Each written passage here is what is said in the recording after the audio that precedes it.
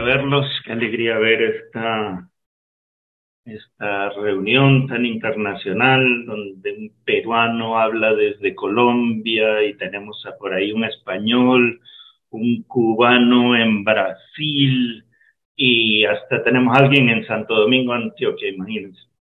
En fin, bueno, me toca hoy entonces hablar de la fe, la sola fide, sola la fe. Y como un admirador declarado de la predicación expositiva, inicialmente pensé escoger un texto que me permitiera abrir el tema de la fe. Abrir un pasaje, luchar con él a brazo partido, como si peleara con el ángel de Jehová, y al mejor estilo de Jacob salir de esa pelea, salir de esa bronca, cojeando, pero bendecido. Sin embargo, aunque lo intenté, no pude encontrar y no pude circunscribirme en un solo texto que nos hablara de la fe. Y desde él y sobre ese texto invitarlos a una reflexión que sea adecuada, que sea oportuna, que desafiara, animara, edificara a los que la escucharan. Lo intenté, pero no pude. Y encontrar ese problema de no tener un solo pasaje dentro del cual poder decir todo lo que hay que decir, o por lo menos la gran mayoría de las cosas que hay que decir en la fe o sobre la fe, me llevó en un acto de desesperación a buscar en los libros de teología sistemática las copias que tengo de una que otra confesión de fe, y no me pude conectar con esas definiciones o con esas descripciones. Volví a la Biblia y me pregunté, bueno, ¿de dónde arranco? De pronto es bueno ponerse genésico, ponerse seminal y empezar declarando que fue por la fe que Abraham creyó y le fue contado por justicia.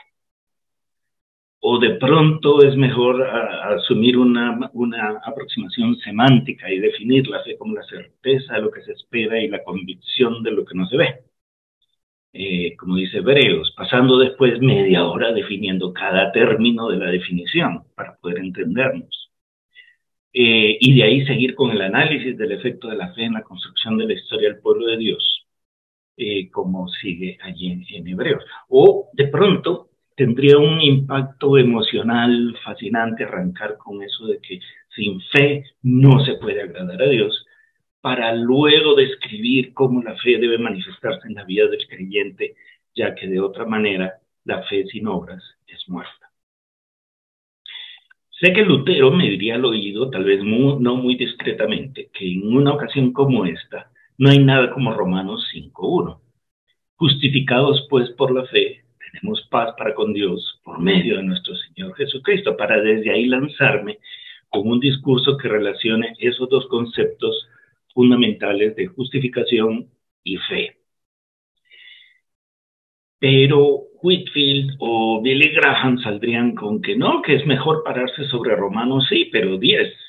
Romanos 10 del 14 al 17, terminando con un fogoso, así que la fe es por el oír y el oír por la palabra de Dios, lo que sería muy apropiado aquí porque pues somos predicadores y sabemos que estamos muy conscientes de la dimensión misiológica de la fe. Y les confieso que no fue agradable esa sensación de ver que tratar de tomar el tema de la fe como concepto bíblico es como queriendo agarrar el agua con los dedos. Teológicamente, la fe es el equivalente de decir que nuestros cuerpos son 90% de agua. Y no vemos mucho de esa agua, pues algo en la saliva, las lágrimas, demás fluidos corporales. Pero somos 90% agua y sin ella nada funciona y sin esa agua nos morimos. Entonces se dan cuenta de la dificultad que tenemos de no contar con una herramienta de sistematización que nos ayude, no solamente a ponernos de acuerdo en cuanto a qué es eso de lo que estamos hablando, la fe, sino también para unificar un lenguaje, qué significa, dónde estamos con respecto a la fe. Por ejemplo, y no sé si yo mismo sé lo que estoy diciendo, pero cada uno de ustedes podría decirme qué línea teológica representa en cuanto a la fe. ¿Me puedes decir tú particularmente? si eres pelagiano, semipelagiano, arminiano, reformado, antinomianista o una combinación de ellos y por qué. Por otro lado, la fe no puede mencionarse, no puede estudiarse sin referencia a otros elementos doctrinales como redención, justificación, conversión, obediencia, solamente por mencionar algunos. Es teología dura, es necesaria, es útil, pero probablemente no es lo que necesitamos en un momento como eso. Y es algo que, aunque necesitamos en nuestras iglesias, tampoco es fácil implementar este tipo de discusiones doctrinales. Si lo vemos desde una perspectiva histórica y etimológica, la palabra griega clásica que da origen al término fe es pistis. Y pistis significa hacer que una parte de uno mismo descanse en otro para determinar un curso de acción. Pero eso es solamente una definición, porque estamos empezando con tres significados que están muy entretejidos. El primer significado es una convicción. O sea, es algo que tenemos aquí en la cabeza, es un tema intelectual, cognitivo, una convicción. En segundo lugar, es la reacción emocional en que esa convicción se basa, y esa reacción es la confianza, esa parte emocional de la reacción es la confianza. Entonces tenemos una parte intelectual, una parte emocional, y en tercer lugar es la parte volicional, la fuerza de voluntad, de decisión para actuar de acuerdo a las dos anteriores, a nuestra convicción y a la emoción. Así, por ejemplo, una cosa es que César me diga que, bueno, no, César es demasiado bromista para eso, busquemos a alguien más serio. Samuel. Una cosa es que tú, Samuel, me digas que hay un ovni aquí en el jardín. Eso me debe llevar a la convicción de que eso es verdad. Pistis. Por la confianza, pistis, que me genera quien me lo dice, y entonces, porque tengo esa convicción y tengo esa confianza que se genera, yo salgo al jardín a mirar. Pero otra cosa muy diferente es que me lo diga, qué sé yo, a ver, Jorgito Zabaleta, me dice, Diego, hay un ovni en el jardín. Entonces, ni por un momento voy a pensar que eso es así, o sea, no pistis, porque yo sé que Jorgito es un bromista de 7 suelas, entonces no es digno de pistis, bueno, por lo menos en ese sentido. Y por lo tanto yo me quedaré sentado donde estaba y soltaré una risa. Como un dato curioso, los griegos nunca usaban esta palabra con relación a sus dioses porque no confiaban ni en ellos ni poquito. Y nadie los puede culpar por eso, ¿cierto? En la Septuaginta se encuentra el verbo pistewin para traducir el hebreo emin como uno, un reconocimiento de que la palabra de Dios es verdad, y dos, un llamado a confiar en Dios totalmente. Y por lo que nos enseña el Nuevo Testamento se establece una especie de secuencia, un orden temporal que la fe sigue en la vida del creyente. En primer lugar, conoces a Dios. Conoces a Dios en Cristo, conoces a Dios por medio de Cristo, y eso genera confianza.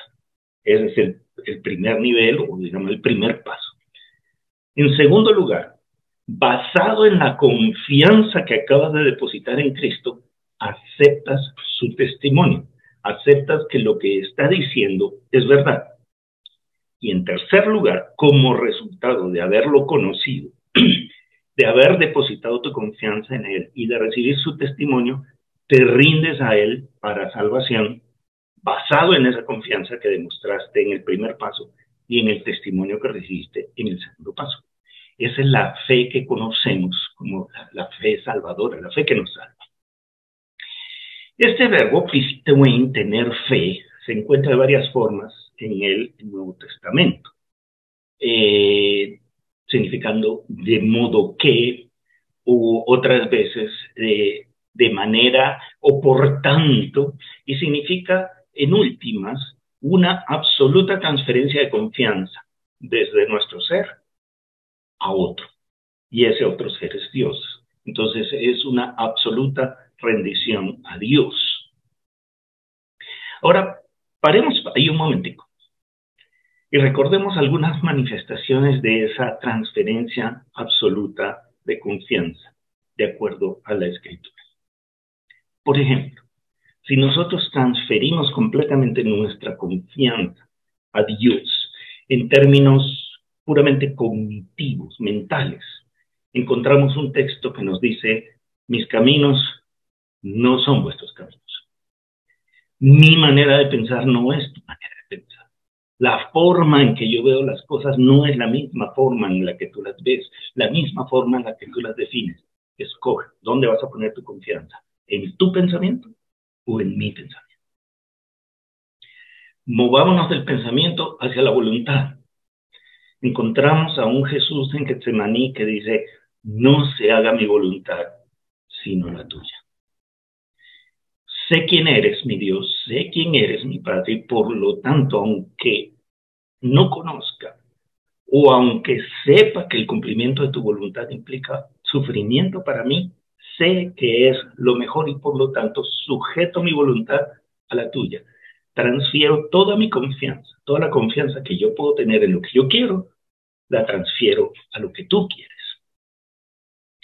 Si ya no hablamos ni de nuestro pensamiento ni de nuestra voluntad, hablemos del afán por el futuro. Encontramos que el Señor nos dice: cada día trae su propio afán. No os preocupéis. No os preocupéis por lo que habéis de comer, por lo que habéis de vestir. No os preocupéis por lo que habéis de decir cuando seáis llevados a los tribunales. Pon tu confianza en mí. Afán por el sostenimiento, pero que es que no son más las aves del cielo o las flores del campo que tú. Y yo alimento las aves del cielo, y yo visto las flores del campo. No vas a poner tu confianza total en mí. ¿Qué de nuestra salvación? No estoy seguro porque yo quiero ser más santo, pero todavía descubro que hay pecado en mí. Pero el Señor nos dice: mira, es lo que yo he hecho lo que sirve. Por lo tanto, acerquémonos con absoluta confianza al trono de la gracia. Confía en mí, transfiere tu confianza a mí, a lo que yo hice, yo Jesucristo hice en la cruz, y no a tus propias obras. O podemos poner toda nuestra confianza en el Señor y reconocer que nada nos puede separar del amor de Dios que es en Cristo Jesús. En pocas palabras, al mirar solamente algunas de las manifestaciones de mi fe, ese acto me estremece porque veo hasta qué punto yo personalmente me resisto a transferir esa confianza a Dios en mi vida personal. He cumplido muchos años de vida cristiana, soy ministro, soy predicador, soy maestro. Si con una fe del tamaño de una semilla de mostaza se mueve una montaña, yo no sé de qué tamaño es mi fe, que ni siquiera mueve mis miembros muchas veces. Y otra vez, analicemos desde cada dimensión de la vida dónde estamos con respecto a la fe. Por ejemplo, en mi pensamiento.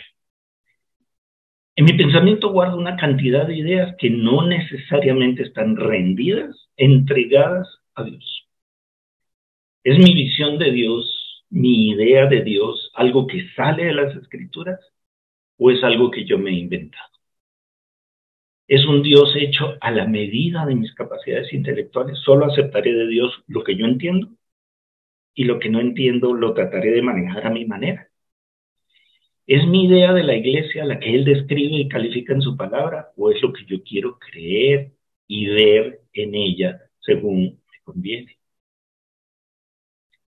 A medida que la ausculto, mi fe se hace cada vez más pequeña. Y se me enreda la fe con otras cosas, porque si el Dios que tengo en la cabeza, el Dios en quien yo digo creer, no es el Dios de Israel, no estamos hablando ya de idolatría. Acuérdense que cuando Moisés bajó del monte, encontró a Israel danzando alrededor de un becerro de oro. Pero ellos no decían que ese becerro de oro era un Dios extraño. Ellos lo llamaron Jehová. Creían que ese era Jehová y que lo estaban adorando adecuadamente. Desde la voluntad. ¿Está mi voluntad sometida? ¿Está mi voluntad entregada o sigo haciendo lo que a mí me parece?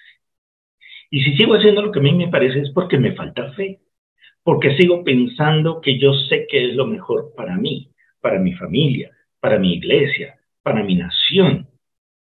¿Hasta qué punto está rendida mi alma cuando lo bueno que sé que debo hacer no lo hago? Y lo malo que sé que no debo hacer es precisamente lo que escojo. Mi voluntad se impone. Prima mi comodidad, prima mi seguridad, priman mis necesidades reales o percibidas. Esas son las que gobiernan mis acciones, no mi fe. Desde lo emocional, ¿cuántos de nosotros podemos decir si sentirnos como mentirosos? Que de verdad nos importa un pepino no tener recursos para atender nuestras necesidades. Aunque la higuera no florezca, ni en las vides haya frutos, ni haya ovejas en la majada, ni vacas en los corrales, no me importa, yo me gozaré en el Dios de mi salvación. ¿Cuántos de nosotros podemos decir eso de verdad? Yo no sé si tiene algo que ver con mi edad, pero me he venido preocupando por el tema de la pensión, que no sé por qué, porque como no tengo pensión, no sé por qué tendría que preocuparme. Y como no puedo hacer mucho al respecto, no paso de angustiarme nada más. Fe, ¿dónde estás? ¿Dónde se aplica allí la fe? Vivienda, comida, estudios propios o estudios de los hijos, mantenimiento del patrimonio, impuestos, la crisis de los bancos. Hemos transferido suficiente de nuestra confianza íntima a Dios como para descansar completamente en Él. Y es esa transferencia tan absoluta para que no sea sacudida si comemos o no comemos. Si nos quedamos, ¿dónde descansar la cabeza? Como el Hijo del Hombre. Si se esfuma el patrimonio de la noche a la mañana o cosas peores. Una cosa es pensar, una cosa es decir, una cosa es enseñar que Dios tiene todo en sus manos y por lo tanto arreglará las cosas para que todo salga bien. Es decir, como creemos que debe ser, como esperamos, como queremos que salga. Pero otra cosa es tener la fe suficiente como para asegurar que pase lo que pase, será lo mejor que pueda pasar porque todo está bajo el meticuloso control de un Dios de amor. Dad gracias en todo. Tened por sumo gozo cuando estéis en medio de pruebas y aflicciones. Sí, ¿cómo no? Mi fe no llega hasta allá. Lo más lejos que llego es a balbucear que medio confío en que el Señor me sacará de esta. Pero ¿y si no me saca? Y si Él permite o aún causa que yo tenga que andar por el camino de Job, permanecerá mi fe también al punto de no solo aceptar a regañadientes lo que venga, sino de hacerlo con gozo y con un espíritu de adoración. Puede que llegue a pasar por el valle de sombra y de muerte apretando los ojos y aguantando y anhelando que el camino sea corto, pero no creo con gozo ni en una actitud de adoración. No creo que mi fe llegue a eso. Y espero que Dios no me meta en esas. Imagínense, esa es mi oración. ¿Qué tanto estamos seguros, por ejemplo, con respecto a la salvación? ¿Qué tanto estamos seguros en cuanto a nuestra posición relativa delante de Dios? Su aceptación de nosotros, el cumplimiento de sus promesas, su amor, su misericordia, su sonrisa en su rostro. ¿Estamos totalmente seguros en ellas? ¿O hacemos depender esa seguridad de qué tanto nos atormentan nuestras conciencias a causa del pecado? Y lo veo en medio de los pastores todos los días. Pastores que, ya sea porque son sumamente conscientes de un pecado, una lucha en sus vidas, o porque ven que por mucho que se esfuercen, la iglesia no crece en número o está pasando por problemas financieros y empiezan a poner eso como el medidor de qué tantos son aceptados o recibidos delante de Dios y aún dudan de su llamamiento y peor todavía, de su salvación. Cuando me miro a mí mismo, si veo una esquizofrénica disociación entre lo que creo intelectualmente, de que nada me puede separar del estado de gracia en el que vivo delante del Señor, que mi salvación está asegurada en sus manos y no en las mías, en su gracia y no en mi obediencia, en sus promesas y no en mis votos. Pero según Calvino, la verdadera fe no solo abriga esa convicción, sino que produce una respuesta emocional correspondiente a semejante verdad monumental. Y si eso es así, y si eso es verdad, y si esta fe es real, entonces ¿por qué me desanimo? ¿Por qué a veces me deprime la miseria de mi experiencia cristiana? ¿Por qué me desespera no poder ser un mejor hombre o no poder hacer más como discípulo de Cristo? ¿Por qué pierdo la esperanza en la lucha contra mi propio pecado?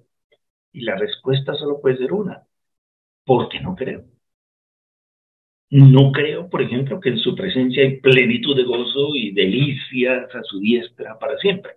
Y termino buscando ese gozo y esas delicias en las miserias de mi pecado, aún a sabiendas que lo que dejan es un sabor amargo en la boca y culpa y vergüenza en el alma.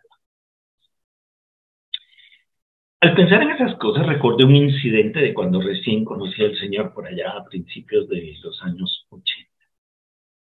Tenía ya casi 20 años y le mencioné a un misionero amigo que había decidido no tener hijos porque la mayor muestra de amor que yo le podía dar a mis hijos era no traerlos a este mundo tan horrible. Y el hombre me miró, sonrió y dijo: ¿y es que no confías en Dios? Si Él te da una familia, si Él te da hijos, ¿no crees que Él los cuidará? Además, ¿no crees que la iglesia de Cristo estará aquí cuando Él regrese? Y si es así, ¿de dónde va a salir esa iglesia? Entonces, a un joven y en mi primer amor con el Evangelio, me di cuenta de que mi fe no daba. Ya mis hijos son adultos y eso, en vez de descansarme, me agobia más porque pienso en el mundo en el que ellos deberán criar a sus hijos. Y este mundo me gusta mucho menos que el de los 80. En Mateo 24, Jesús nos habla de que oiremos de desastres naturales, guerras y sediciones, disolución de lazos familiares, persecuciones, apostasías en los últimos tiempos, pero que nada de eso debería preocuparnos si vemos que sucede. Y entonces, si eso es así, ¿por qué me causa tanta angustia ver cómo este mundo se va haciendo cada vez más hostil a todo lo que representa el Evangelio, con minorías belicosas, tiránicas, asumiendo control político, económico, mediático, como nunca antes en la historia? ¿Por qué me causa una presión en el corazón ver nuestros desechos plásticos volviendo del mar un desierto? O escuchar de la desaparición de las especies, o ver el ritmo de deforestación de nuestros bosques, de contaminación de los ríos. ¿Por qué me atemoriza tanto ver cómo se acerca el fin de este periodo de paz mundial que hemos disfrutado desde el fin de la Segunda Guerra Mundial? Con el gigante de Estados Unidos poniendo líderes cada vez más impresentables, la Unión Europea deshaciéndose, las Naciones Unidas convertidas en el arma de una cultura global cada vez más hostil a Dios y a todo lo que represente Dios, Cristo y el Evangelio. Lo que viene no es agradable, no puede ser agradable, no lo va a hacer. ¿Y tengo paz en mi corazón frente a eso? Me asusto. No quiero pasar hambre, ni desnudez, ni enfrentar peligro, espada, cárcel o persecución. No quiero ser atormentado por principados o potestades y enfermedades y discapacidades, aún sabiendo y entendiendo que nada de eso me podrá separar del amor de Dios que es en Cristo Jesús. ¿Por qué no me es suficiente esa promesa? ¿Por qué le pido a Dios que me libre de todas esas cosas, aún sabiendo que no me va a hacer caso a ese pedido? Algunas de ellas nos van a caer. ¿Cómo vivo la fe entonces cuando los bríos, las fuerzas, la ingenuidad de la juventud no suplen la falta de fe como si lo hacían 20 o 40 años? Entonces no voy a seguir por el camino sombrío de la introspección para no aburrirlos más, pero sí les puedo decir que estudiando el tema de la gracia encontré una alimento para mi fe. Cuando uno mira la gracia en las Escrituras, se da cuenta de que frente a la enormidad de mi pecado, y en este caso, la enormidad de mi falta de fe, puedo hundirme lleno de culpa, vergüenza, desaliento, o puedo ser brutalmente honesto con Dios, brutalmente honesto conmigo mismo y reconocer y aún abrazar esa realidad. Ese soy yo. Señor, así soy yo. No hay nada en mí que me pueda sacar de ese estado. Y en eso puedo ser profundamente reformado, porque no hay escapatoria de mi total depravación. No hay nada en mí que me pueda rescatar, pero lo hay todo en Cristo. No hay nada en mí, pero lo hay todo en Cristo. Y la única manera en la que puedo acceder a ese todo de Cristo es por fe. Señor, creo, ayuda mi incredulidad. Esa frase es monumental. Yo creo, pero toda mi fe es nada. Por eso necesito que tú me ayudes. Su palabra me dice que Él me da su todo por gracia, no por merecimiento alguno de mi parte. Y debo creer eso para que el peso de mi culpa no me aplaste. Su palabra me dice que nada me puede separar del amor de Cristo, de Dios en Cristo Jesús. Y debo creer que ni mis emociones, ni mis sentimientos podrán hacerlo. Ni siquiera mis pecados. Su palabra me dice que a quienes le aman todas las cosas ayudan a bien, aun aquellas cosas dolorosas, difíciles, angustiosas. Y debo afirmar que ese bien último, así no me libre de esas experiencias que no quiero vivir, sigue siendo el bien de Dios. Ayudan a bien. Aún ese bien signifique mi enfermedad, mi muerte, mi sufrimiento.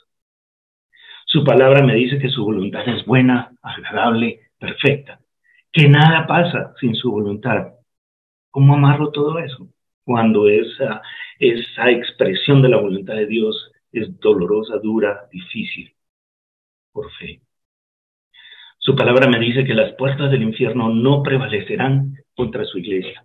Y debo creer en esa afirmación, así sienta que me ahoga el olor a azufre del mal aliento de que esta sociedad posmoderna, liberal, hipócrita, degenerada y depravada nos respira en la cara. Y aún más, vea con mucha tristeza que mucho de la degeneración del mundo se nos ha metido en la iglesia contemporánea, la cual camina por las puertas que conducen hacia el infierno cantando feliz. Su palabra me dice que Él es rey, que la victoria ya está lograda. Así mis sentidos me digan que a este mundo se lo llevó el diablo. La corrupción de las instituciones es solo comparable a la depredación y contaminación del medio ambiente, y humanamente no hay manera de detener los ríos de pus de la maldad, la depravación, la corrupción que nos rodea. Pero nada de eso le sorprende al Señor. Nada de eso se le escapa al Señor. Y la última palabra para su pueblo y para la creación redimida es Shalom. Eso lo sé, eso lo enseño, pero de verdad lo acepto, de verdad lo creo. A eso necesito que alcance mi fe. Pero entonces, para eso, ¿de qué tamaño necesito que sea? Ya no aspiro a mover montañas. Me conformo con llegar a la noche de cada día todavía creyendo, todavía esperando, todavía adorando y dando gracias. Me conformo con sentir una brisa del amor de Dios manteniendo a raya una desesperación. Me conformo con saber que Él sigue insistiendo tercamente en usarme para llevar esa misma brisa de su amor a alguien más que ese día se habría desesperado si alguien no le hubiera sonreído, si alguien no lo hubiera abrazado, que se habría despeñado en el pecado si ese día alguien no lo hubiera exhortado. Me conformo con llegar al final, cuando sea y como fuere ese final, con la convicción de que peleé la buena batalla. Ahora sé que ya no seré un héroe, sino llegaré muerto de miedo probablemente, porque la fe no me da para más, pero en últimas me conformo con llegar, porque la verdadera fe solo se revelará como verdadera porque perseveró hasta el final. Recientemente he visto a dos amigos míos, amados, compañeros de 1000 batallas, apostatando horrorosamente. Y les confieso que tiemblo porque sé que no soy mejor que ninguno de ellos, en ningún sentido. Y mi oración es, Señor, cualquier cosa menos eso. Preserva mi fe. La fe es un don. Dame tu don. Yo no lo puedo inventar, no lo puedo comprar, no lo puedo construir. Me da terror no llegar, quedar tirado en el camino, porque no tuve sino lo que Calvino llamó fe histórica. Una fe que anidó en mi cabeza, pero que no afectó mi alma. La fe de los demonios que creen, pero tiemblan y no hacen nada más. Pero entonces agradezco el testimonio del Espíritu Santo a mi espíritu, que me da la certeza de la adopción como hijo por virtud del sacrificio de Jesucristo. Y necesito alimentar y dejarme afectar por esa convicción y que esa fe alcance cada una de las dimensiones de mi vida. Y esa es mi oración para cada uno de ustedes hoy. Hoy nuestro ejercicio es recordar las solas que resonaron hace más de 500 años para despertar a la iglesia de su letargo. Y mi fe no me alcanza para terminar en una declaración victoriosa, pero sí en una declaración quieta y terca de esperanza, fundamentada solamente en la identidad de aquel en quien he creído, mi Salvador. No tengo fe en mi pensamiento, no tengo fe en mi voluntad, no tengo fe en mis obras, pero tengo la fe en el Cristo Salvador. Y eso debe ser suficiente para que vivamos en victoria en los días soleados, los días nublados, los días de risa, los días de llanto, para perseverar en la fe hasta el fin. Dios de los cielos, qué difícil es entender este tema de la fe, pero mucho más difícil vivirla. Nosotros no la podemos estructurar, no la podemos resguardar, no la podemos defender. Nosotros solo la podemos recibir desde ti. Por eso hoy te pido, Señor, para mi vida y la vida de mis hermanos, con quienes estoy compartiendo, que tú nos regales fe.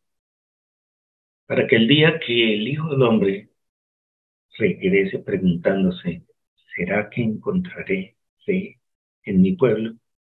La respuesta sea sí.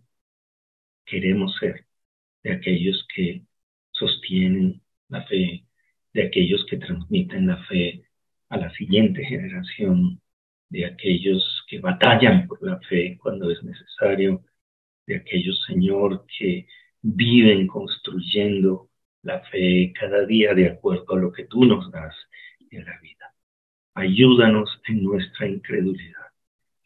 Creemos, Señor, pero necesitamos que nos ayudes en nuestra incredulidad, que nuestra fe se fortalezca en nuestro pensamiento, en nuestro discurso, en nuestras obras, en nuestros miembros, que nuestra vida sea, Señor, un canto de fe, un grito de fe a esta generación, a este mundo que tanto lo necesita. Gracias por tu palabra, gracias por Cristo, porque sin ellos la fe sería imposible. Gracias por aquellos que nos transmitieron tu palabra, Señor. La palabra viene por el oír y el oír la palabra de Dios. Haznos dignos herederos de aquellos que aún dieron sus vidas, Señor, todo lo que tenían, y se sacrificaron para que nosotros pudiéramos escuchar de la fe en Cristo Jesús. A su nombre.